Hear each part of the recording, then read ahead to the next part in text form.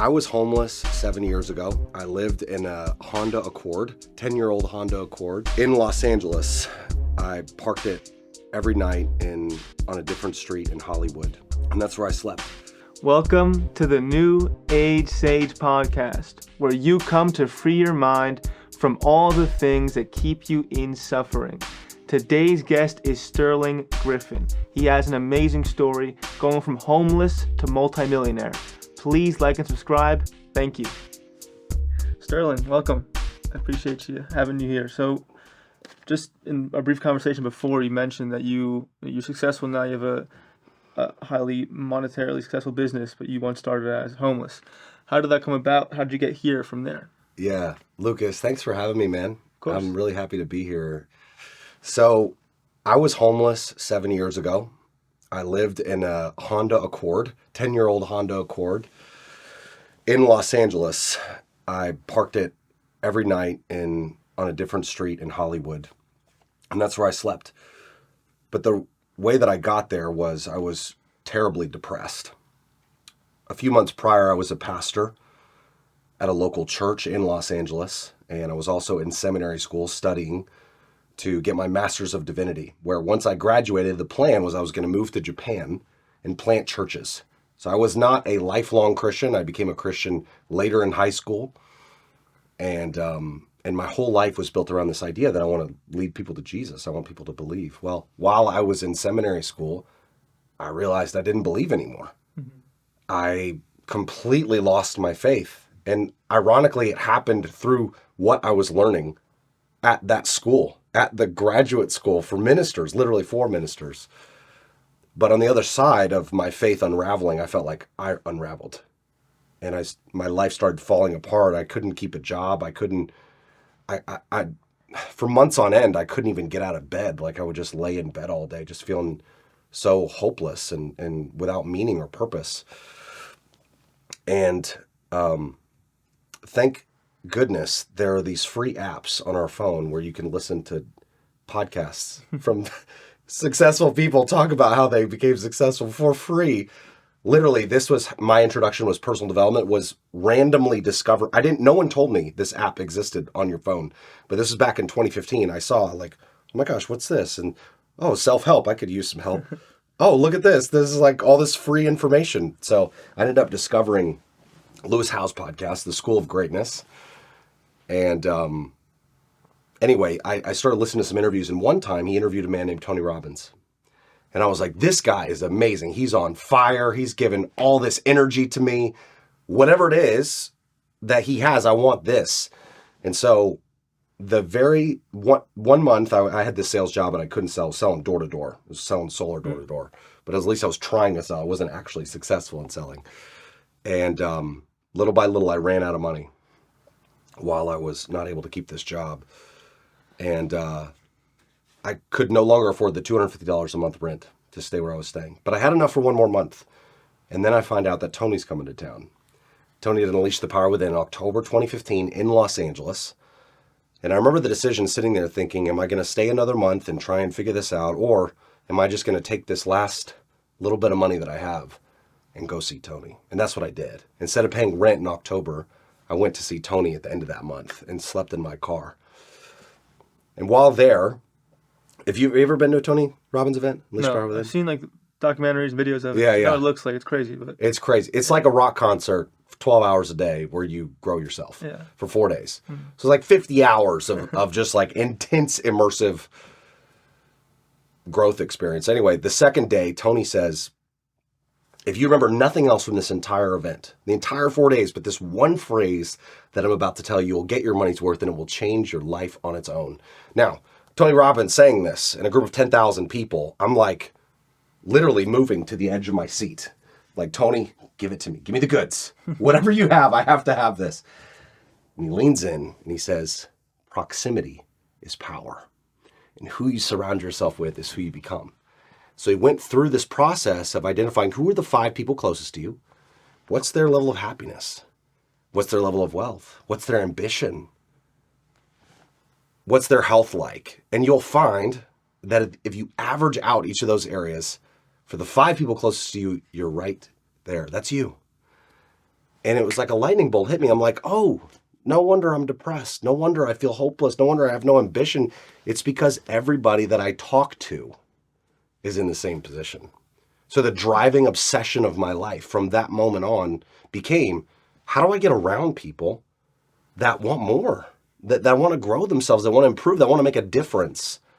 And so leaving that event, I started to do that. And that's what, well, we can get into what happened next if you want. But how did you do that? Most people in those Yeah. situations can have that realization, which is powerful in and of itself.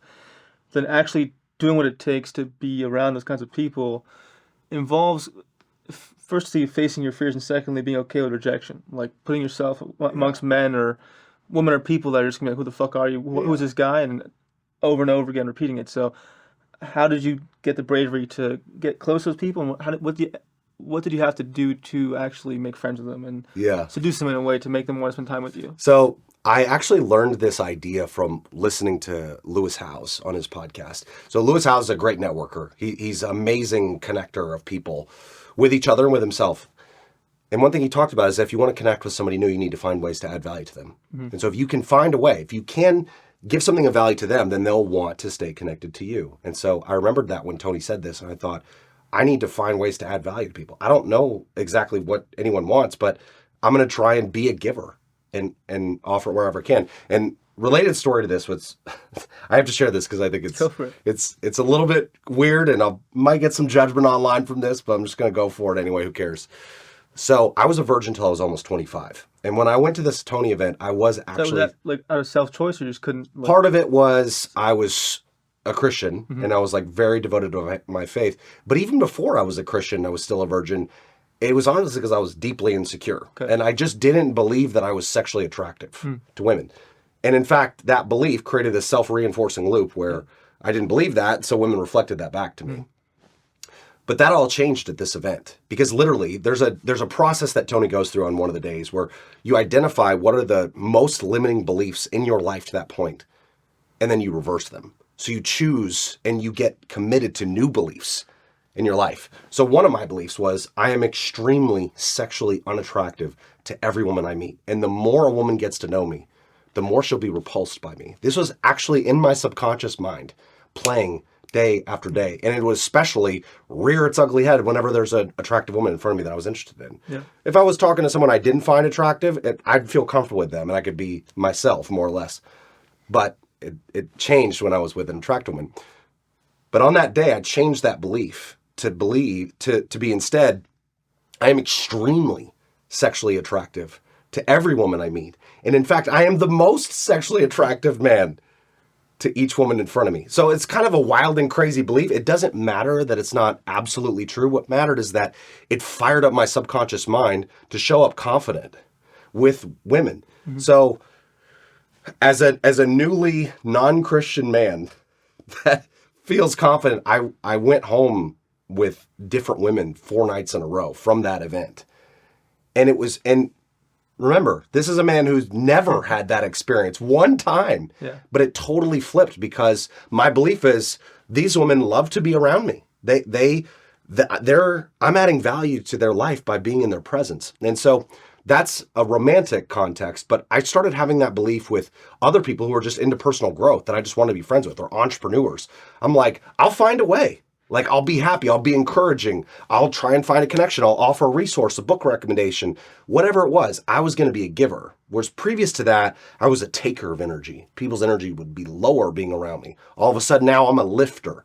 I'm someone that people feel good in their presence. Plus, the truth is, I didn't have a lot to lose at this point in my life. So why was I willing to take risks and experience rejection? It's because that was my whole life to that point.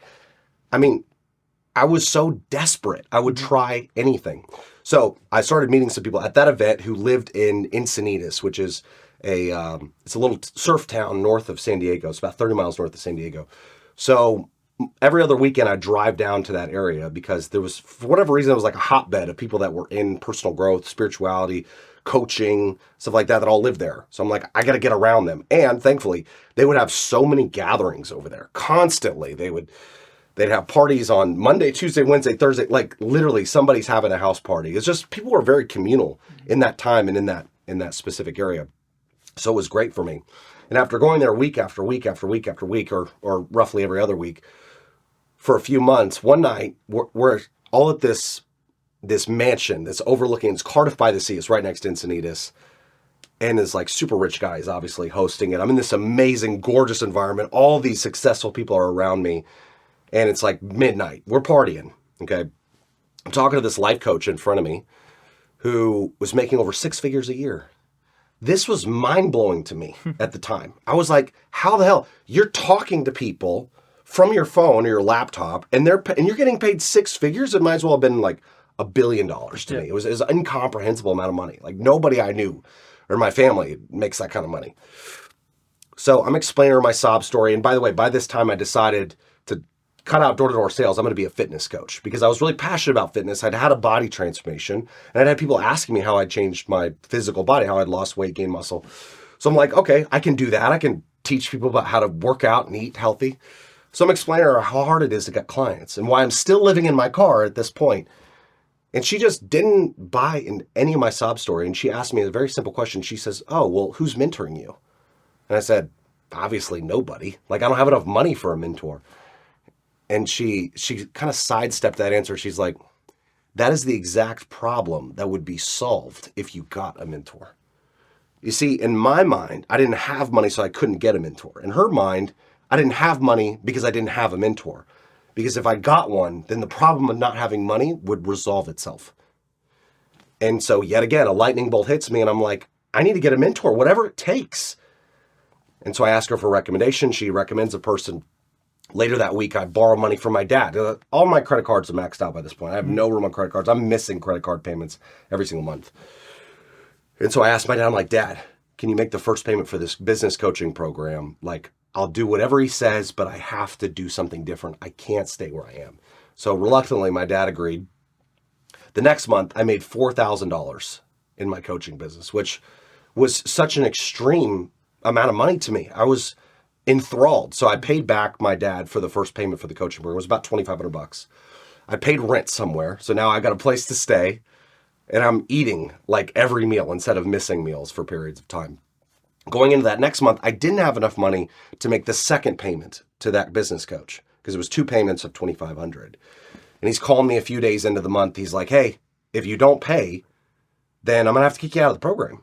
I got to remove you. This is a business. I got to pay the bills here. Mm-hmm. And I'm like, I can't leave, but I don't have the money. Like, let me see if I can figure something out. So this is at 2:00 on a Thursday afternoon. And if I don't pay him by the next day, he's going to kick me out. And I'm sitting there thinking, how well was it working for me to not have a mentor before? I was screwed, man. I need to figure it out somehow. So by 4:00, and by the way, prior to this, I'm looking outside because I'm staying at this beautiful house. It's overlooking the water. And then my eyes drop to the parking lot and I see my car there. And I'm like, that's it. That's got to be it. By 4:00, I wrote an ad and posted it on Craigslist. By 9:00, somebody handed me $4,000 cash and drove away with my car. The next day, I walk to the bank as soon as it opens. I put in the $4,000 cash and I send $2,500 of it to that coach. By this point, I am all the fuck in. I have to make it work. Yeah. And so just what you think happened. The next month, I made $12,000 because I was like, now I can't even move back into my car. I can't sleep in that anymore. I have to pay rent. So this has got to work. So the next 6 months, I make a total of $100,000. I'm like 16,000, 19,000, 18,000, 16,000. And then I'm like, okay, I'm doing everything myself. I have to, how do I make it bigger? I couldn't figure it out. But then I go to a conference and they're like, you need a team. You need to be a leader now. You need to get people to do things for you. So I'm like, okay, I'll do that. So I start hiring people. The rest of that year, I made $40,000 a month from just that change. From 16,000 to 40,000 was a team. So in my first year, I made $285,000. And here's a critical piece. A lot of people that are first-time business owners, they like wonder, how did you have such a dramatic transformation so quickly? Well, out of the money that I made, I was constantly reinvesting it back into coaching, into being mentored. Mm-hmm. Of that $285,000, I literally invested $112,000 into coaching just that first year. That's 33%. That's almost 33% of my income just to personal growth. So going into that next year, I was like, I have to keep investing. And I realized that my current business model, which was like a mastermind, one-on-one / mastermind model, it needed to change. So I blew it up, started from zero, put together a group coaching program, hired a Facebook ads guy so I could reach more people. And the short version of that story from there is that over the next 6 months, I started scaling it. By July of that second year in business, 6 months in, I made over $300,000 in that month. And then the rest of the year, I was making between $200,000 and $250,000 a month. So 18 months from when I was homeless and living in my car, I had become a millionaire. Mm-hmm. And it was all through this beautiful business of, what I mean by beautiful business is a beautiful opportunity being able to help people and get paid for it. Yeah. And so over the next several years, I transitioned to a business model where I was helping people grow coaching companies. That was my first business. Yeah. So, yeah. Super powerful. In all that, I understand making money itself is a skill. It requires certain marketing skills and psychological skills, but feeling you and hearing your story, there was a lot of it was actually mindset, a lot of attraction, hacks. Like, what mindset shifts caused your wealth? What do you think mentally for you from homeless? There's the actual story and there's a mental story. So mentally, in your mind, what took you from homeless to millionaire? Like the mindset strategies itself. Well, I can remember there was one specific time where my mindset really started to shift, and it came through a very specific practice. And it was actually when I was in that mansion in Encinitas in Cardiff, but it was before that party where I told you about I had that conversation with that girl, Lauren. She was is a life coach. And that particular day, I actually had the owner of the mansion hired me as his fitness coach. It was like my first major high profile client, like crazy. Paid me, my rates at the time were like $1,500 for 12 weeks. Mm-hmm. And that was a lot of money to me. And it was enough to like, okay, I can't pay rent enough because I had like all these pressing debts and shit. But it was like a total mindset hack of like, holy crap, this person will pay me? Like this super rich multimillionaire will pay me to learn fitness. Maybe I am good enough. Maybe I can actually make this work. And so I started this practice I'd heard from a podcast, which is you write out everything that it is you want as if it's already true. And you write it every single day. And you write it over and over. You handwrite it. And it's called scripting. So it's a well-known practice, but for me, this was a game changer where I'm not even making $1,000 a month on average. And I'm sitting here writing, I am so happy and grateful. I easily receive $100,000 a month into my personal bank account. And I write it again. I'm so happy and blessed. I easily receive over $100,000 a month into my personal bank account, and just write it over and over and over. And at first I was like, no, this is such bullshit. This is so stupid. Why am I writing this? It feels awkward. It's obviously not true. Mm-hmm. But when you do it over and over, you do it for like 10 minutes in the morning and you do it every day, after a couple months, you're like, yeah, of course. And so when you come from, yeah, of course, with whatever your dream is, now you're motivated. Now you'll notice all the things that are going to point you towards the goal, and then you follow that advice. You notice the people that are discouraging you from believing it, and suddenly those people take a backseat. You no longer hear them as much. You don't want to spend time with them. Mm-hmm. You stop reading the books. You stop reading the news. You start getting really attuned to what is lifting up your energy and driving you towards the vision, and anything else that's removing it, that's keeping you from it. Yeah, it's what you're describing just is unwavering self-belief that nothing can take you away from you achieving that dream. But it's easy to do that in the writing. I agree. I do the same things. It's easy to do that in the writing, but what's difficult is when you have situations or people take away from that reality. So what in you, or what do you recommend for people who are trying to build something? How can they overcome the rejections? How can they, okay, let's say dating's a good one. Let's say I want to bring in a hot new wife, mm-hmm. and I'm getting a bunch of women saying no. Mm-hmm. How can I still believe in my mind that I can get that hot wife for $1 million mm-hmm. when I'm getting a bunch of business deals saying no? How can you keep the belief when reality is saying no and keep fighting? Because eventually you hear all these stories, like yours, many people, it takes a lot of no's, a lot of punches in the face, mm-hmm. gut-wrenching, mm-hmm. devastating moments to get to the moment where everything comes true. How do you keep the faith? How do you keep the belief when everything is going wrong, per se? Well, I think it's easy to lose belief when you're around people that don't believe. Mm-hmm. Or you're around people that always had the thing that you were craving. But the distinction for me that I started getting around is I want people that were broke and then started making money. I want to be around people that felt unattractive and then became attractive. So their story shows that it can be done. Yeah. You want to fill your mind with stories of inspiration. I believe, literally, that every single person can be inspirational. And in fact, I don't mean they have to do something different. I mean, they already are inspirational. There's actually a formula to being inspiring, and that is you face a challenge, you overcome the challenge, and then you share your story. 1, 2, 3. So every single person listening to this, they have overcome a great challenge in their life. Maybe it doesn't feel like a great challenge anymore because it's like, of course I figured that out. Of course I graduated college. Of course I attracted that partner. Of course whatever it is. For me, one of the biggest ones was like having sex for the first time. Like I'm a nearly 25-year-old man and I haven't had sex. Like, and it's constantly being reinforced to me that you should have already figured this out. And I had woman after woman after woman reject me up until I went to that Tony Robbins event. I kept like trying to ask women out, but again, what was being reflected back to me was not that I was necessarily unattractive on my own, but that I believed I was unattractive. So what had to change first was I had to change my belief on what's possible. When I changed my belief, then my actions started changing. And even if the results didn't change right away, my actions started changing. And if you have the right actions and the right belief, eventually success is inevitable. Yeah. What I mean is like, for example, that belief, if you believe that, go to your 25-year-old version self, and you then believe, okay, I'm attractive, I can get women. What keeps the belief stuck there when you get rejected after the fact? That's what I'm trying to ask is that, let's say you had 2 girls go well, and the next one was like, no, you're ugly, theoretically. How do you then still like cultivate that belief in your mind where that's not changed, where you can still say, I am this way, and not let those situations affect that belief? Yeah. Because I'm assuming that's what got you to the next level is truly not just think. I think there's a difference in repeating thoughts. Like, I am this way, and then actually believing it. So how do you actually believe it in those situations? Well, the thing is that the affirmations, the scripting, the surrounding yourself with positive messages, all of those don't change the belief immediately. But through repetition, through consistent action, they actually do. Yeah. Like you sort of go into this place of self-brainwashing. Hypnosis. Yeah, it's like, oh, of course, duh. Like something that, even just recently, like something I'm working on now. So this year in my business, I have a commercial real estate business.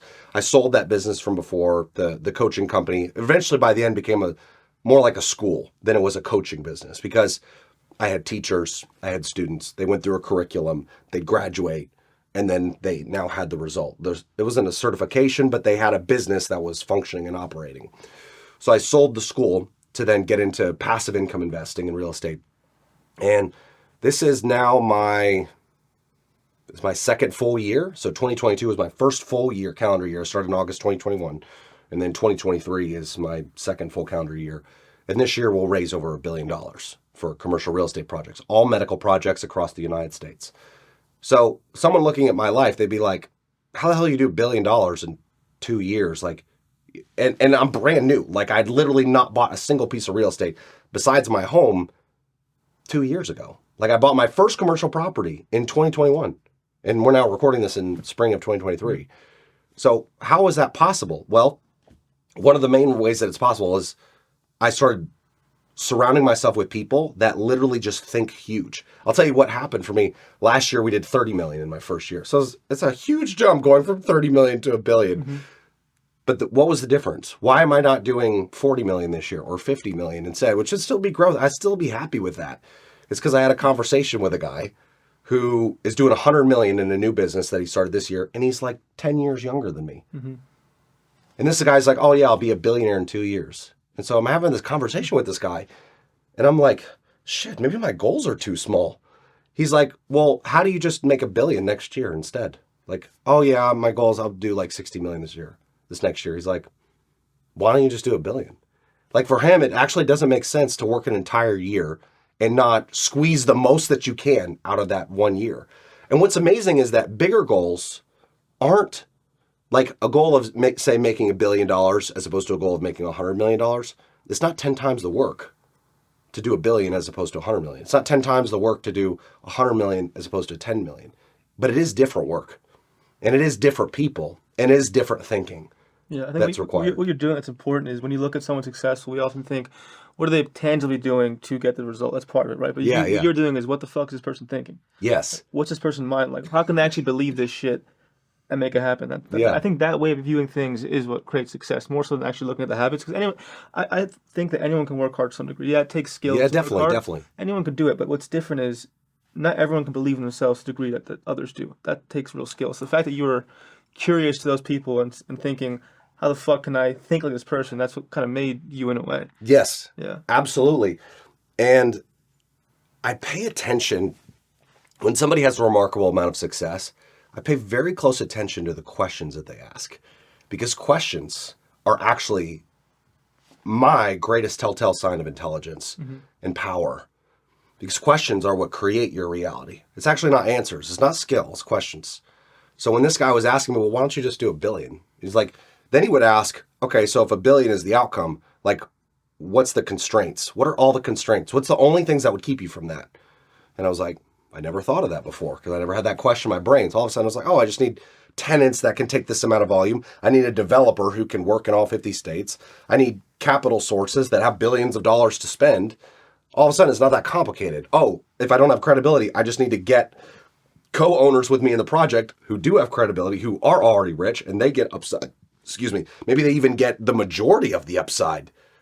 All of a sudden, $1 billion doesn't seem so far off. It's just assembling the right component parts. Yeah. But if I just said to myself a year ago, oh no, I gotta earn getting to 1 billion. I gotta wait 10 years. I gotta be 60 years old. I gotta have white hair, and then I'll be good enough to do 1 billion. It's not that way. It's just different questions. Yeah. So we've talked a lot about like your heroic attributes, your inspiration, what you overcome. Internally, what was the side you had to kind of beat out? Like, what's the other version of you? I don't know. Who'd you build? Like, who was a person before you built the person you are now? Like, who's that? For me, I think our life story is us versus the voice of resistance. To me, it's like the voice that doesn't want to do good things. I think each of us had that voice to overcome something. So what's that side of you had to overcome that's still there somehow? Yeah. Man, there's so many of these things. I'll tell you, there's a very specific reason that I became a Christian when I was 16 years old. And I think back to that time and I think, why did I just jump fucking head first into this religion that felt foreign to me? None of the people that I wanted to be like in school were this way. But all of a sudden when I'm 16, I'm like head first. I'm a Christian. I follow Jesus. I got to tell everybody about it. Well, it's because at the beginning of my sophomore year in high school, there was a guy that was in my drama class with me, and he invited me to go to a youth group. He invited me to go to a Wednesday night Bible study, basically, with him at his church. And what's important about that is that I had no friends in college. I felt very alone. I felt like an outcast, like an alien, like I was weird. In fact, today, one of my most prized attributes is that I'm funny. Like, humor is super important to me. I love making people laugh. I love lighting people up and bringing them joy. And I still had that desire when I was a kid, but I wasn't funny. I hadn't figured out what was funny yet. You ever been around somebody that like tries over and over again to make jokes, but they're just not funny? And like everybody's being polite about it in the room, but they just keep trying shit. And you're just kind of like, oh my God, this is he going to stop? Like you're asking somebody next to you. Well, that was me like all the time. I hadn't figured it out, but I wanted to try all the time. Anyway, the point is that combined with my insecurity meant that I had trouble connecting with people for whatever reason. Plus I come from a broken family. My mom was an alcoholic. My parents were divorced when I was very young. I felt very displaced, going back and forth between families. My father was emotionally unavailable. And I mean that in a loving sense. I know that he tried, he wanted to, but he just never could say, I love you. He could just never, it was natural for him to say, I'm proud of you. And so that combination of factors made me feel unlovable, or at least I chose to feel unlovable in response to that environment. So when I got invited to this Bible study, I said, yes, somebody wants me to be around them. So I go, and the youth group leader changed my life because two things. Number one, he spoke about a God that loved me unconditionally, that wanted me to be his son. And that youth group leader treated me the same way. He treated me like I was lovable. He treated me like I mattered to him. And so I wanted to believe in a God like that. I wanted to be in a group of people that loved me, that accepted me. So at the time, I wouldn't have been able to use these words to explain it to you. I would have said, oh, it just makes sense that Jesus is this and God is that. But as I look back, emotionally, I needed to have that need of love and connection met. And so I went headfirst all in. When I became an adult, when I was about 24 and I left Christianity, what happened concurrently is I started making friends outside of the church. I started having people that appreciated who I was without the attachment of faith to it. So now I could look a little bit more objectively at what I believed religiously speaking and not need it to be true because I had the need of love being met somewhere else. Yeah. So I still have those voices. Even now, I have amazing friends. I have a business where I get to help people and get paid well for it. Like, I'm extremely healthy and fit. And yet, still, a lot of what drives me is like wanting, my dad's approval. My dad's actually dead now. He died about 5 years ago when I was 4.5 years ago from pancreatic cancer. It's a really sad story about that. And he was super proud of me before he passed. Is actually like really healing. He got on antidepressants and it completely changed him. He was literally clinically depressed his whole life and went undiagnosed. Yeah. And so then he gets on antidepressants the last 18 months of his life. He's like a joy to be around. He's like super loving and kind and super proud of me and vocal about it. But the trauma that I experienced when I was young, like it's still in my body. Like I still want my dad's approval, even if I know I already have it. And I know that, in a physical sense, it's not like he's going to tell me anything else now that he's passed away. But that still drives me. And then also, like, I still want the approval of, I don't think I've ever said this before, but I want the approval of even more powerful people, even more loving or happy or wealthy people. It's like, if I have their approval, then I'll feel even more good enough. Yeah. I'll feel even more important. And I'll feel like I'm good enough to where I can be of usefulness to other people in a greater way. Yeah, man, thank you for sharing that. I have the same issue. What I've kind of seen is that I used to be ashamed of that side of me. So my dad, very successful, very powerful man. And for me growing up, he only loved me. So he only loved himself if he was perfect, if he was dominating, making crazy amounts of money, being powerful. So then he could only love me if I was matching that metric, right? Oh, right. So I love myself for that metric as I grew up. And as I got depressed, I didn't know how to handle it. I didn't know how to make it work because I was way too hard on myself and working hard for the wrong reasons, just to make my dad proud, just for that. What I realized that you got to, thankfully, and why you feel so good now, is I knew that wound couldn't go away. That wound of having to prove to powerful people, my dad, that I was worthy. It wasn't going to go away. Since it wasn't going to go away, I had to channel into something that wouldn't kill me. That wouldn't destroy me. So I ended up channeling into helping people and doing all that kind of stuff. But I don't know if you're spiritual or not. Must be because of the law of attraction stuff. Do you believe in energy and stuff like that? Oh yeah, for sure. Okay. Well, a lot of that stuff's scientific. I don't know. I don't know where the line between spirituality and science exists. Yeah. Because for me, if it is truly spiritual, then it must also have a scientific reflection or correlation. So absolutely. Yeah. So what I believe is that I think our spirits choose these wounds in a way because you wouldn't be so good at what you do if you didn't have that shit growing up as a kid. Like your skill sets come from that trauma. Yeah. So for me, it's like, for me to help people that are I try to help people in deep pain, emotional, traumatic pain. I couldn't do that if I didn't have my shit to overcome. Right. So it's like, you had that story and you are now because of those wounds in a way. So can you have kind of gratitude now for that journey or those painful moments in your life growing up? Because you feel like, fuck, if I didn't have that, I wouldn't be good at what I do. I wouldn't have who I am now. Yeah, definitely. There's another time that is significant here is when I was at that Tony event, I realized that I had a lot of rage towards my spiritual teachers, specifically my religious teachers, the pastors, the Bible study leaders, whoever that had caused me to believe in Christianity and waste so many years of my life believing something that I now believe is not absolutely true in the way that I did believe it was. What was that first moment like where you were like, holy fuck, this is all kind of bullshit? Well, what was that like for you? Yeah, the first moment where it was kind of like that, there was like a crack in this tapestry of like, this is absolute truth. And then there was like a little crack that showed up. That happened when, on the first night of seminary, actually, at a Bible study class. And the class was Intro to Old Testament. So it was like examining the first roughly 3/4 of the Bible. And the first book of the Bible is called Genesis. In Genesis, in the beginning of it, it explains the creation of the world from the historical Jewish perspective. So at the end of that first day of class, we're talking about Genesis. And then he says, here's your homework. Before next week's class, you're going to go home, you're going to open up Genesis, and you're going to read the whole book. But this, not the whole book of the Bible, not the whole Bible, just the book of Genesis. But with a twist. I want you to read it as if you've never been told what any of it means. This is the first time that you're reading it. Like you picked it up on the side of the road and you're like, what's this? And you go through it. Have that perspective. So I go home. I'm like, this is interesting. I'm reflecting every single time I've read this book before. It's been accompanied with somebody translating it. I don't just mean in English. I mean, here's what it means for you today. So I start reading it and I'm like, holy crap. I'm seeing angels coming down and sleeping with humans, and they're making this new humanoid thing. There's snakes talking to people, and animals talking to each other, like flaming swords floating in midair. People living to be hundreds and hundreds of years old, almost 1,000 years old in some cases.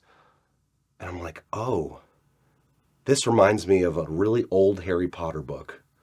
All of a sudden it's like sci-fi. This is a fantasy novel.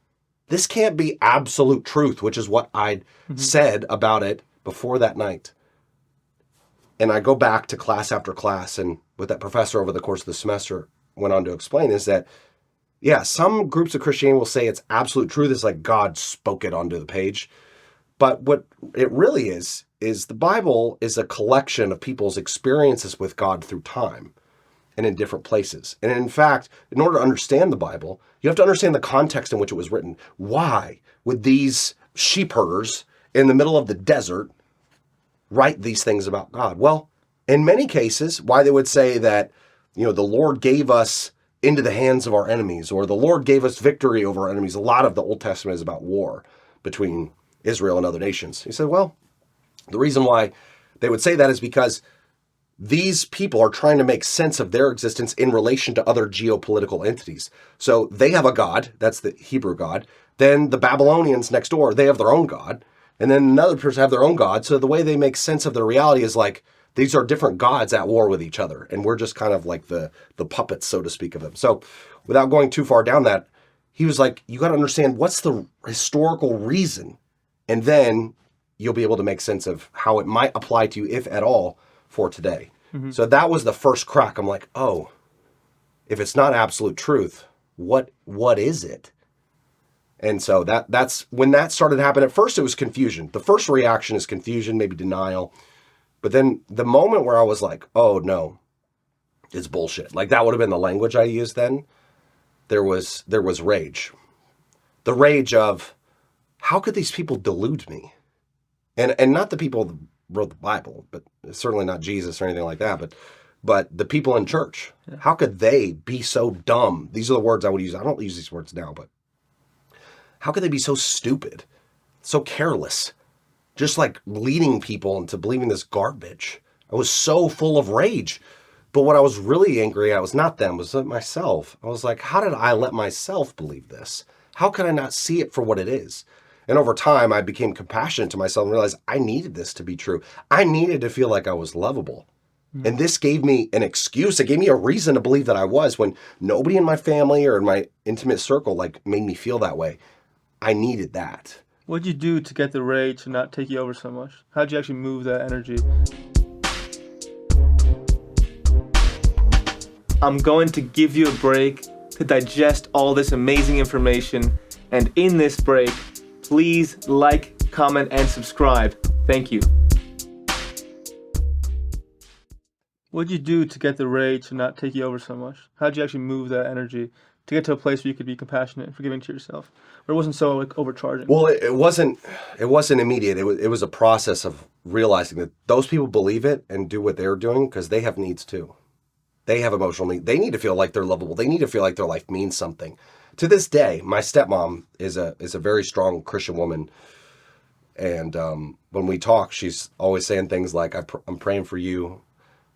God's waiting for you to come back to him when you're ready. And I pray that you'll come back to Jesus and all this stuff. And at first I was like really, and at times still, I'm resistant to that. Like, I don't want to hear that. I'm like, okay, come on. Can we just talk about stuff that we both agree on? Because I don't agree with you. Like, you have this belief, and I get it. You're not going to change. But I'm probably not going to change either. But when I come back to my conscious, my higher self, not just my like pissed off, need everything to be my way self, then I realize that's her way of showing love in her worldview. That is what her highest self would do. That's her caring. That's her giving a shit about me. She doesn't want me to go to hell and like burn in eternity. She wants me to be in heaven with her. So how are you expressing your spirituality now in a way? How do you do practice now, or is it more so just believing in like law of attraction stuff? What's your conception of what is outside of you and me and our egos? This is difficult for me to name because I feel very, on things that I don't have a scientific corollary for, I feel very non-committal. It's probably a good way to be. I feel like what's the most advantageous to how I live. In fact, at a Tony event that I went to a few years ago, a different one than the first one, I realized that everyone should believe a version of spirituality that calls forth the highest and best version of them. Yeah, I agree. And that's going to be different. What that means for each individual means that whereas I came from a background of truth is absolute, it's true in the same that it's true for all people. 2, truth is relative. And therefore, people should believe a version of reality that helps make them the most loving, the most happy, the most inspired version of themselves. So the way that I think spirituality shows up for me is I believe that the universe wants good things for me. It wants me to be successful, wants me to be happy, wants to actually bring things into my world that further my goals. And so the way in which I come into alignment with or an assistance with the universe is I just keep showing it, whether in my mind or my words or my actions, what I want.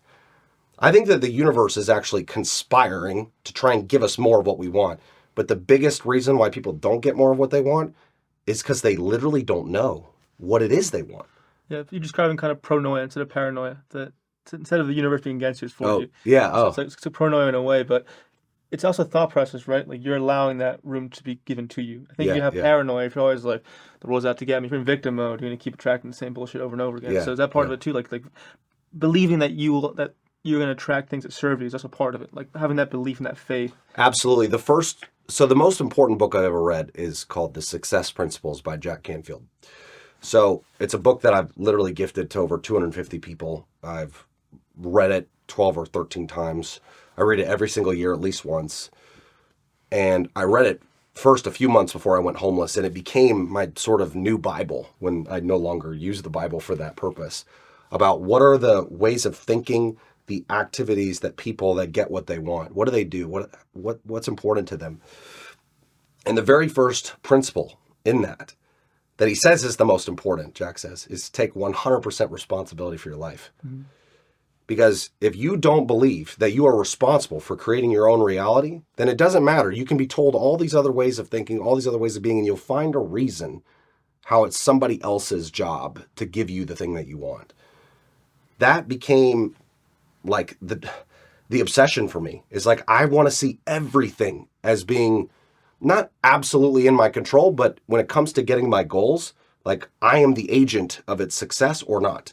And the universe works for me in a sense. And the way that I put it to work is I show it what I want. I see it in my mind. Because thoughts are things. What I think in my mind, the vision that I see, the images that I have, the universe responds to that. That is an actual physical thing. It may not be, it's seen by me, it may not be seen by other people, but it actually engineers the universe into motion. It like mobilizes it and starts making it real. Yeah, let's go step by step in the sense. Let's say you have someone, or you can use your past experiences. Mm-hmm. Let's say someone has an idea, they want to make a career or a new business, or they want to invest, just want to make something happen in reality. Yeah. What's the line in your experience and your success between, like, what does it take in internal work, like mentally? What's the work there? And what's the external work? Like what's the balance between both? Like how much of it is actually you putting pen to paper? How much of it is you creating a mindset to attract it? And what's the balance there? I think it's at least 80% mindset and 20% strategy or activities. Because like the strategy really doesn't matter if you won't do it. Because here's the thing, strategy never works 100% of the time. Like you can know the right actions to do and then you can do them and then they don't work. And so you have to adjust your approach. But if you don't have the right mindset, you'll give up. You'll say, it's not for me. I can't have this. I'm not meant for it. Somebody else doesn't want me to have it or whatever, and give up and find a reason why not. So mindset is number one. But the way that you feed the right mindset is by getting clear on what you want, seeing it as if it's done, getting around people who agree with you, and then finding mentors or models that can lead you towards it. I think if people just focused on just those things, they could literally have a completely different life in a year. Completely different. You could be way happier. You could feel way more connected and loving. You could have way more money. Literally in just a year if you did those 4 things. Now, I think most people's biggest obstacle is that they're not willing to sit down and really think about what they want and why. They're not willing to imagine it as if it's already true. They're not willing to change their friends and get around people that believe in them. They're not willing to hire a mentor, spend money on it, or to do a value exchange of some kind, or even, to ask for help. Those people are not willing to ask for help. I swear, one of the greatest hacks in all of the universe is just telling people, this is what I want. Do you have any advice for me? Yeah, for sure. I think why they don't do it is what you experienced. I experienced to some degree too. I mean, I wasn't homeless. I mean, but I was about 2 years of my life just completely alone. Like I had no friends. What happened? I went to good college. Was meant to go into traditional world of living, very like matrix based, all that kind of stuff. And I had a massive cliche spiritual awakening where I was like, none of this shit matters. Who am I? Yada yada. I had to drop all my friends, move cities, and just start a new life. And that's what it literally took for me to get to where I am now. Like I had to create that space to be a loner, to have no friends, to be in pain, because that's what I mean. If you're completely breaking your identity, it's painful. You're literally dying. You're having an ego death. Your ego perceives it as death. So you kind of have to have that kind of mythical initiation process of dying, so you can find that new self. And we know it deep down. We know that we have to give up everything to get this. But I think it's like people don't do it. They're too averse to being alone, to not having friends, or to not feel love for a bit of time. And it's scary. It sucks. Like what you went through, I'm sure in the moment wasn't fun. What I went through wasn't fun, but there's so much beauty on the other side of it. What do you think gave you the courage to do that? Like what inspired you to make that bold? That's a big, bold move. I knew, maybe you can relate to this.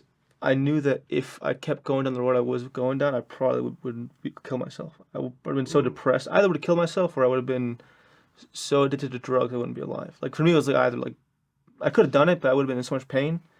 For me, it was like the pain it would take to stay like that forever was way more than me having in pain for. I knew it was like a year or two for me having to figure it out. It was that. It was me being like, I can't keep being in so much pain. I can't do it. And this is good. I knew it was feeding it, so I knew I just couldn't do that. It was me not wanting to be in that much pain anymore. You know what's interesting about that? I love that answer because sometimes it's not just positive visualization that's enough to motivate change. It's negative visualization. So it's realizing what's the future result of my actions today? If I don't change, what happens in a year or 5 or 10? I think if people also had that vision, they got clear and they stopped ignoring it, pretending like that day will never come, pretending like everything's fine. Oh, let's put it off another day. Let's wait another week. No, it's fine. Let me address this next year. I can do this job for another couple of years. Just get the promotion or whatever the answer is. If they could instead sit in the moment, sit in the fucking pain of it and see if I do this for 5 more years, if I have this belief, if I have these friends, I'm going to wake up in 5 years fucking depressed. Maybe I will kill myself. I've had suicidal thoughts in my past many times. When I was younger, I was like, shit, if I can't get a fucking friend, like if people will not like me, then what's the point of living? Yeah. So negative visualization is as much important, especially when you're at a place where you feel completely fucking stuck. Like you're not getting momentum. You're not progressing. You need negative visualization. In fact, Tony uses it as events. He does this as part of this process where you change your beliefs. He helps you see this belief. What is it going to do into your life in a year or in 5 or in 10? You get the image. You see it. And then you make noises. You move your body in a way that expresses how awful that's going to be.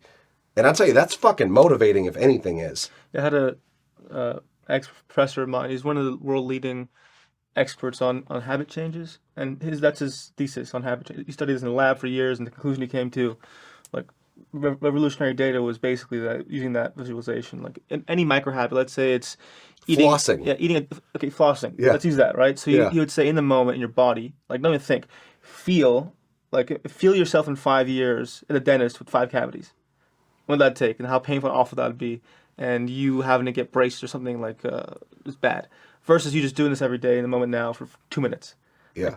Does the 2 minutes feel better than you getting a cavity in 5 years and being, under anesthesia with a drill in your mouth? Yeah. Like A just root feeling, canal. just feeling that in the moment Yeah. on any habit in your body, kind of feeling both roads, is what creates the change. Yeah. Yeah, but it is negative in a way. So I only use that, so it can get pretty dark sometimes. Yeah. What's the opposite? What's like the positive visualization on the other side of it too? Like what's the opposite of that you can use for your own motivation to change habits in a way? Well, then you see what is the compounded result of a different belief. So in a year, if I choose to get better friends, how am I going to feel in a year, 5 years, and 10 years, or 20 years? What's that going to do for my career? What's it going to do for my level of love and friendship and fulfillment that I have? Yeah. And so you can see the positive images too, and the compounded result of them up through time. Yeah. Which one do you use more? And I think positive definitely way more. So I think I'm negative more. It's probably why. Are you?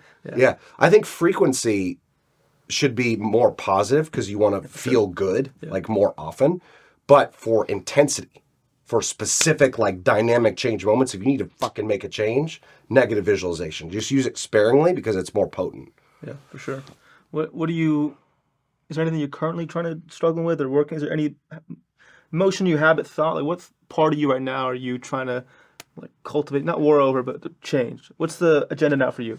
You've done a lot. You've done a lot of things. Your mind's just feeling energy. Just a lot better than most people. Like you really believe in a lot of things now, which is great.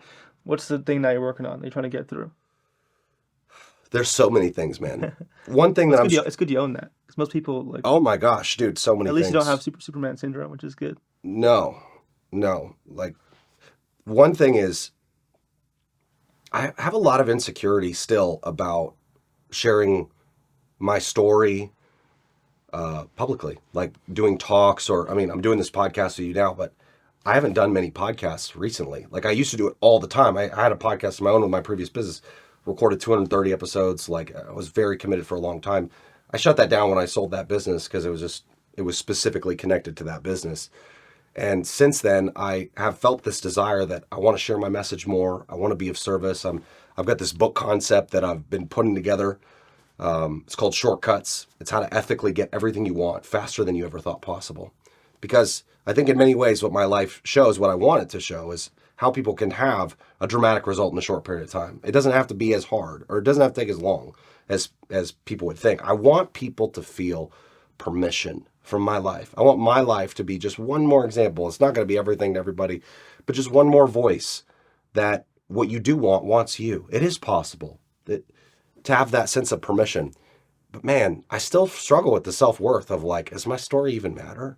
Like, if I start making content, is it going to be good enough? Are people going to want to pay attention? In a world where attention is increasingly scarce and hard to get from people, is my story really any different? There's certainly more successful people that can talk. And so what goes through my mind is like, well, if I just get a little bit more success, then it'll be worthwhile. Then I'll deserve to have people give attention to my story or to what I have to say. Yeah. And so it's always kind of this moving target of when I'll start giving talks at schools. I mean, it doesn't even have to be like big paid shit, but like giving talks at schools or volunteer organizations or things like that. Like I want to do more of that and to make the time to write this book or whatever else. But to help people, you have to have that compassion, right? So I think what comes to me, and I share the same wound, is what if I didn't have this wound?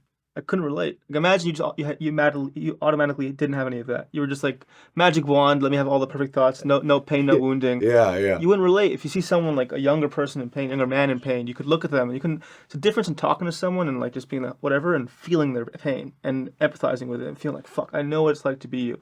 And that in the energy, you can really make change. So if you want to be of service, you if you're telling the universe, hey, I want to be of service, in my experience, you're basically telling them, I got to suffer a little bit. Because you have to relate, you have to be able to know what to overcome in yourself. You build character to this. Who you are now, the person in front of me is the way you are because of the way you respond to pain. That's you. You know, so that's true. Yeah. That's why I come back to, right? Because everyone has that where I can think, because I'm also insecure in many ways. I'm either ridiculously like stupidly confident or completely insecure. It's extremes for me. Yeah. And when I'm in that extreme, I'm like, what the fuck? What's going on? But then I know, okay, I have to figure this out to help be of service. I have to figure out this That's code interesting. to help all of us. And I'm being asked in some way to solve it. If I didn't have it, I wouldn't have that point of relation. I couldn't help people. So that perspective helps me Yeah. in many ways. Yeah, well, that self-compassion, I don't often feel that. Like when the insecurity shows up, it's more like my automatic is, I should have already figured this out. Like, what the fuck, man? Like, you figured out the other things, you should already have this thing figured out. I don't go to the place of, oh, this actually is a connection point for the audience later. Like, Yeah. this actually makes me relatable in a sense. That reminds me, recently I saw Brendan Burchard. He did an event here in town. He's you know Brendan Burchard, right? Big personal development influencer. I mean, he's probably number 2 in the world behind Tony. Like he's huge. Did an event here a couple weeks ago, and Ed Milet came and spoke. Do you know who Ed Milet is? Yeah. So Ed Milet is kind of a newer big dog in the personal development scene the last couple of years, and he said something that really impacted me. He said that his father was an alcoholic, and became sober when Ed was 15. He said the most important thing that ever happened to him in his life that changed the trajectory of his life was his father getting sober. And recently, Ed woke up in the middle of the night and he was just crying tears of gratitude. And his wife woke up next to him and she said, well, why are you crying, honey? Because it's not normal, right? You wake up in the middle of the night, have this. He said, somebody helped Daddy. Somebody helped my dad get sober. And I don't even know who that person is. I'm able to affect millions of people today because somebody cared enough to help my dad get free of his addiction. And if they hadn't, we wouldn't be here right now. I'm so grateful to that person. Well, he ended up getting connected to that person within a couple of weeks. He hadn't known his whole life, right? He's a man in his 50s. But he went on to say, after explaining that, is that what if that person thought that because they were an alcoholic, their life was fucked up, that they weren't good enough to help other people get out of it? Then what if they'd had that belief? Then his dad wouldn't have been helped and they'd have a very different life today. But he said, what you think disqualifies you is actually what qualifies you. Yeah. What you think disqualifies you from being able to help somebody or have a story that's of any significance or power is actually the thing that makes you the needed person to be of service. Like, I think I'm not good enough, my story is not important or whatever. And maybe the other people believe that too. And so if I can transcend it and believe that I'm worthy, that I'm good enough, that my story does mean something, it may not mean something to everybody. It may not be millions that hear it. And if it could just help 1 or 2 or 3, that's good enough. That I have to, however, believe that my story's worth sharing first. And then I can give permission to somebody else to have their story, have them feel like their story matters too. Yeah, that way thinking is a better motivator. So I think with the wound we share, which if I were to summarize is that one of needing to prove something to someone at a young age, and that creating this prophecy that once I prove this, then all these issues I have will go away. I'll feel finally okay. Right, The ego right. creates these snapshots. Right, Once yeah. I accomplish this amazing thing, Yeah. all the feelings will go away. And that becomes a motivator unconsciously to do all these things. And we have that. I have it too in the back of my head, no matter what. It's always there. But once that shifts to, okay, if I overcome this problem, this wound, not to then prove something in the world, but to help someone, it changes the energy in my way. It kind of changes everything. But I wanted to touch upon a topic that came to my mind that I think you would agree with. I was talking to this neuroscientist, kind of quantum physicist, who told me the concept of timelines in reality. Well, we all have different timelines of our life, and that there's like good ones and bad ones. And the ones that, for example, if you see a time of you, let's say your company raises $2 billion next year, right? There's a timeline to get there. That we can actually, through our habits and our thoughts, we can collapse the timeline. That, let's say it would look like 10 years, but then you get the thoughts and habits at like year 8 on year 1. You collapse the timeline. Yeah. What's your experience with that? Like, you know what I'm saying? Like, That's absolutely true. how's your experience with that been? Kind of seeing like a goal and being like, okay, if I do these things, I can get here. There's a thing in your book, right? Yes. Saying like, we think of a goal. Yes. And we're like, that could take 10 years. And our mind goes 10 years. Okay, I'll do the things every day, but you're like, no, I'm going to do this in fucking 2 weeks. And then what does it take to someone to collapse those timelines? And how have you done that in your own experience, your own work? Get around the person that gets out of bed doing it. For me, when raising $1 billion this year, I thought, okay, well, who's already raised $1 billion in a year? And so if I just get them on my team, then they'll just tell me literally what to do. It's actually not like a figuring out process, just execution.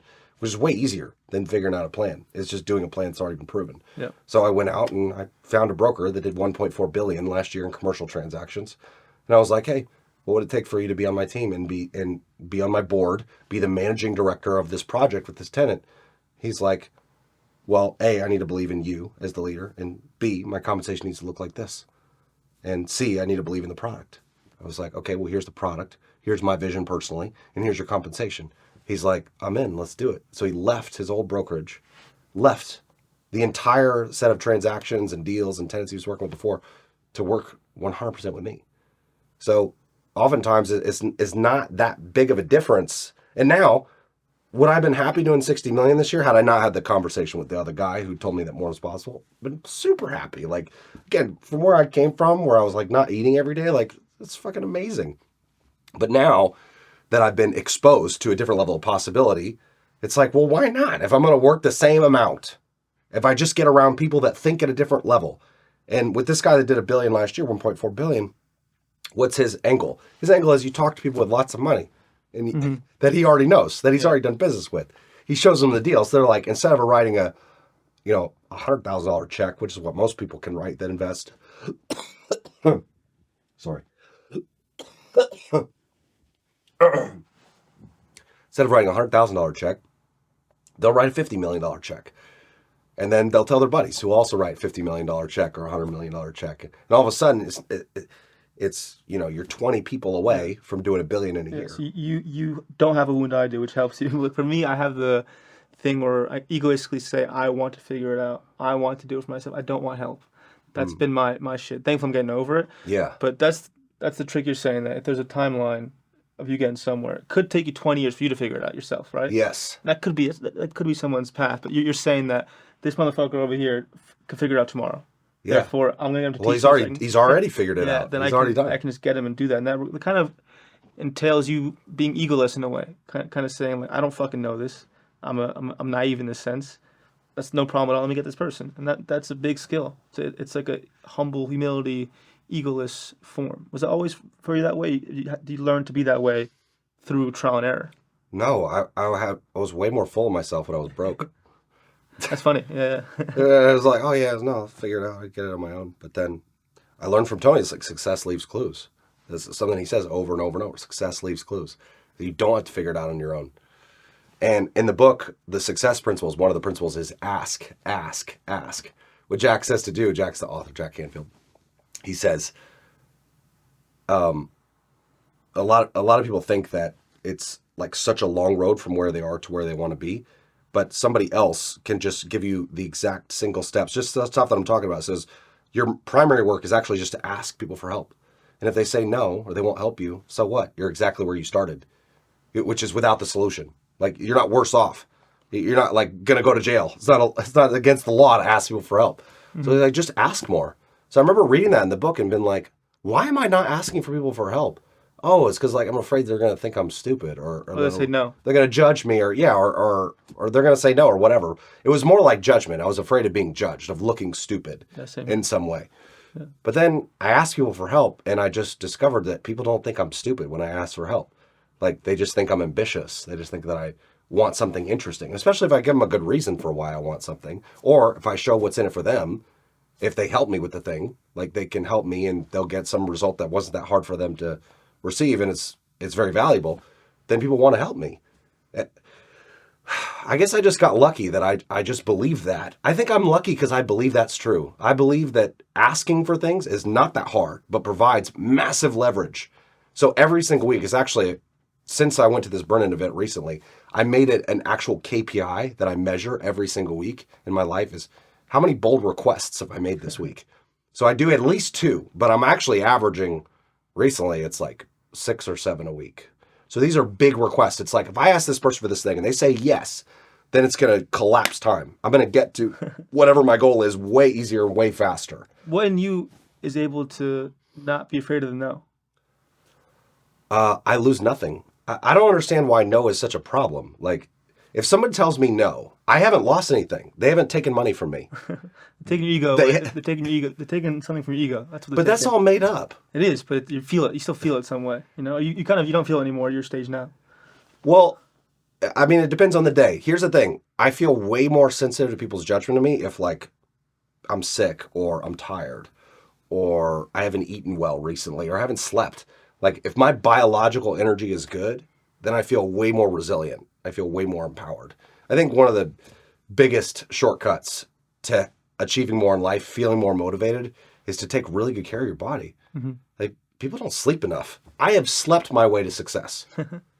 Like I agree. I don't have enough time not to sleep. Like I have to sleep a lot, 8.5 to 9 hours every single night, or else I'm just kind of a walking zombie in my life. I don't have motivation. I'm not driven, not ambitious. There are very different versions of me that exist in this life. And the version that has gotten everything that I want is a version that sleeps a lot. That's the best version of you is going to attract the best things. Yeah. If you wake up feeling like a piece of shit, you're going to attract things. Then you start to act and perform like a piece of shit. Yeah. I certainly do. Yeah. I'm not above it. Like it happens to me now. Yeah, for sure. I agree with you. Are you good at also asking for?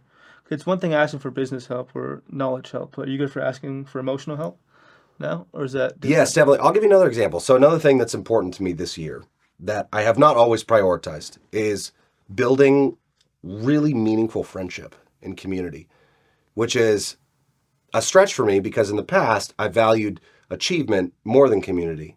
And those two things, given that there's only so much time available to a person, that I'm just not going to do this thing that's fun because when I'm like hanging out with people or doing something fun, I'm like, oh, shit, I could be working right now.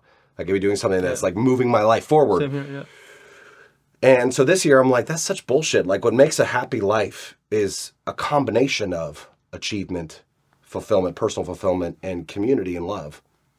So part of what I am now asking for certain people in my life is like, I want them to spend time with me, or I want them to go on trips with me, or I want them to invite another awesome friend to a dinner that I'm hosting. So the bold requests aren't just business related. They're also about friendship related. Like recently I asked this other couple, so I'm in a couple, I have a girlfriend, and then there's this other couple that we've become friends with recently. And I asked them, I'm like, listen, I want you to make a big commitment to me, and that's to be a part of a like really intimate friend group that we're going to form over the next several years. We're going to live close to each other. We're going to raise our families together when we have kids. And we're going to go on trips together. Like this is a big deal. We're going to form values together and what's important. We're going to form boundaries as to who we're going to let in the group and who we won't. These defining characteristics of our council of friends. And I'd seen somebody else do this, and I'd wanted to be a part of their friend group, but they didn't want me to be a part of their friend group for whatever the collection of reasons are. And I was really hurt by that at first. But then recently I'm like, well, look, they've just shown me what I can do if I create myself. I don't have to be a victim to their not choosing me. Like I can be responsible and create my own experience. I can be inspired by what they've created. So I've decided I'm going to now make bold requests of other people. And so that couple was like, we're a yes, we're fucking all in. And we're going to help you build this thing. So now I don't have to do it by myself. Now I've got friends they're leading with me to create more of that community. What was finding love like for you? Because coming from your background, being a virgin for so long, having insecurity issues, what did it take for you to find love and feel worthy of someone else's love, like truly? Yeah. That's been tough, man. That's been really tough. Whether it was about my mom loving me, but constantly escaping with the use of substances, particularly alcohol, or my dad just being depressed and wanting his approval and never feeling like it was there. Coming from a family home where my parents and my step-parents always fucking fought. Like it's just a very unstable environment to grow up in, and feeling unloved by them or other friends. Like coming from an insecure family background has made it very difficult for me to believe in love and believe that love is safe. My last relationship before this, so I'm in a very stable, like happy, super loving relationship now. The previous one was my first major relationship in my life. I was with this woman for a little over a year, and that was so chaotic. Like our relationship was so toxic, and it wasn't because she's toxic, and it wasn't because I'm toxic. It's because the collection of attributes between us, a collection of shared experiences. What's the trauma kind of like? It's just like our trauma was, it's just like bouncing off each other. And so it was really bad, but And it was really bad from like day one. Like it was never this utopia. People ask me like, when was it really good in that relationship? And I'd try and think, and well, it's never really that good. I mean, I guess it was bearable in the beginning, but it was never great. And yet I stayed in it. And it's because it was familiar to me. That type of relating felt normal. You had to experience that to become aware of it. Yeah. I've had the same experiences. Everyone has to have that experience where it's the initiation to find true love. It's the one before the one. It's the one to teach them what's not the one. In a way. Yeah. You would, and I think in every time you would have had to experience that to know it. And it's painful and it sucked in the moment. I've been there, but you wouldn't have been prepared for your current partner if that didn't happen. Certainly. And when I left that relationship, I was like, okay, here's what's going to be different next time. Like, I'm not going to tolerate this. I'm not going to be this way. And so therefore, I'm going to attract an environment that is this. And in the beginning of the relationship, it was great and it was very loving. And there were certain things that I had boundaries on. Like, you're not going to speak to me this way. You're not going to treat me this way. You're not going to be this way around me. It's not going to happen. If you are, then this relationship will not work. And you will need to go. Like, we're going to find other partners. And so I was very firm on those things, where in the previous relationship, anything goes. Just, hey, bring whatever you want and I'll work around it. Like, we'll figure it out, instead of having boundaries. Like, boundaries are what really create freedom. So when at first she was resistant, but then she saw that A, I meant it, and B, that it would be good for her. And so she adjusted. We both changed so much. She's done versions of that with me in the relationship too. And I've responded because I see that it's in my best interest. I'm going to grow if I abide by what her boundaries are too. So the success, more or less, of this relationship is, yes, it was born from the pain of the previous relationship. Are you starting to feel worthy of it now, slowly? Like you can feel loved and feel safe in that? Or Yeah, is it still difficult? you know, it's yes, and It's foreign, maybe. It's still weird. Like, I still catch myself when she says, like, I love my man, or you're the most amazing, because she says to our friends, she says, like, you're the most fascinating man I've ever known, or you're the most amazing man I've ever known, or whatever her version of that is. And it's like, I still doubt it. I was like, really? I'm the same way. I think it's tied to when we also share that if we're used to getting loved for performing, for making money, for being of service, for being a doer, right? Yeah. Then it's hard to just feel love for, I can just feel love for just sitting down and being myself. I can be loved for just existing by this beautiful woman. Mm-hmm. That's like the most strange concept to us, because we get love from accomplishing shit, from being productive. So it's just like, it's learning to feel loved unconditionally. I think that's that's been the code for me, is feeling okay to feel loved for just being, for just existing. Mm-hmm. That's so my brain hard to understand that. 'Cause as a kid, I didn't get that. And kind of retraining yourself to just feel like, you know what, I can actually be loved for just being here right now as me, not have to do something or prove something or sell something. I'm just loved for existing. Mm-hmm. Yeah. Yeah. I mean, look, part of why I do believe that I don't believe that I'd be loved by this woman had I not done the work on myself. Like, had I been the same version of me 8 years ago, I would not receive this kind of love. Like, I wouldn't receive love from a woman this wonderful. Like, I think I would receive love, but it would be from a different, we'd call it quality of woman, because I just wouldn't be as quality of a man as I am now. Like, I didn't just wake up out of bed and have this mindset and be this person. Like, I worked at it. It was effort over time. And I had to take risks to do it and to realize it. And to be loved now, I don't have to work or change myself in an absolute, I don't have to change any of my character. My character, as it is good enough to be loved by her, and vice versa. Like, her character. However, what's in my character is to grow, is to be better. Like, I functionally will not be the same in 10 years as I am today. Like, my 3 most closely held values are to grow, love, and lift. And lift is not physically lifting weights. Looks that way, though. It's part of it. Thank you. It's about lifting others. Help others up to their next level in life. Yeah. So because of that, those are conscious focuses. I ask myself at the end of every day, did I grow? Did I love? And did I lift others? So if the answer is no, and I don't get it right every day, I certainly don't on all of them, but it's a constant, like, mirror for me. Am I becoming the kind of person that I want to be? Yeah. And if I live by those values, I believe that I will have the love in my life that are by the people I want to be loved by and that I want to love. Yeah, well, you have an incredibly powerful story, man. And I wanted to, before we wrap up, compliment you on one thing. I think that a lot of people have curiosity to know things, and they read a bunch of books and go to lectures and seminars, and they just know things. But I can feel your energy that your body is matching with your thoughts, that you've done the work internally, that you've put the pen to paper internally, that you've taken all the ideas and embodied them in a way which is different. Because a lot of people I talk to, and no knock to them, all love, but I can feel that they're saying one thing and their body is not there. Their whole energy is not there, but it's feeling you kind of in sync with your mindset, which is cool to see. So thank you so much for coming on and sharing your story. Thank you, I'm man. sure some people will take a lot from it. Yeah, and where hope can so. people find you and learn more about your stuff and if curious? Yeah, just Instagram at Sterling. Great. This is my first name, yeah. Nice. Well, thank you, man. I appreciate it. Thank you, brother. Hey, I hope you enjoyed that video.